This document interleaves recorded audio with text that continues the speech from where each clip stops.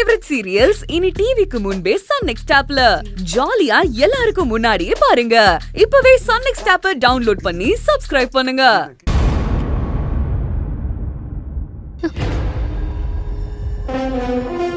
ஏன் மகேஷ் சார்? வாமா வா. என்ன எல்லாரும் சொல்லி வச்சுக்கிட்டு தான் செய்றீங்களா? நீ எதுக்கு இங்க வந்திருக்க? மன்னிப்பு கேட்க வந்திருக்கியா? எத்தனை ஜென்மம் எடுத்தாலும் உனக்கெல்லாம் மன்னிப்பே கிடைக்காது. ஐயோ, நான் மன்னிப்பெல்லாம் கேட்க வரல. மன்னிப்பு கேட்கிற தகுதி இல்லைன்னு எனக்கு தெரியும்.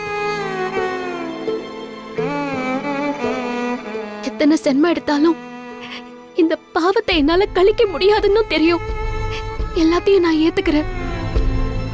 ஆனா அதுக்காக மகேஷ் சார மட்டும் தப்பா நினைச்சிடாதீங்க. அவர் பாவம். எப்படி எப்படி இவன் பாவமா?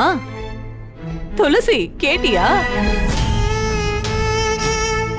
எனக்கே தெரியாம எனக்கு கல்யாணம் பண்ணி வச்சுட்டாங்கன்னு சொன்னவ ஏன் மகேஷ் சார் இப்படி பண்ணீங்கன்னு அன்னைக்கு கோயில்ல நாடகம் போட்டவ இன்னைக்கு வந்து இவர் எந்த தப்பும் பண்ணலையா, இவர் பாவம்னு சொல்றா.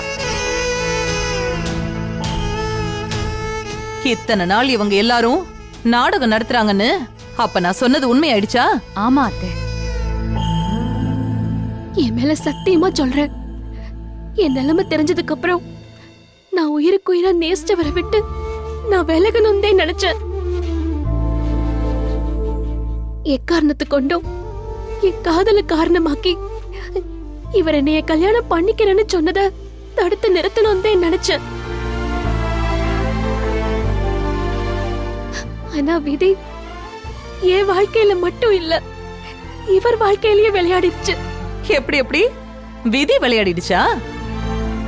நீ அவனை காதலிப்ப, அவன் கூட பைக்ல சுத்துவ, உன் மேல அவனை பைத்தியமாக்குவ, நீ இல்லாம அவனால வாழவே முடியாதுன்னு ஒரு மாயையை உருவாக்கி என் புள்ளைய மயக்குவ.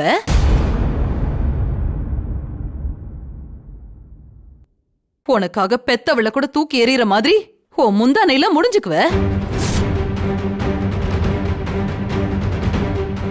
ஆனா நீ எந்த தப்பும் பண்ணல இல்ல?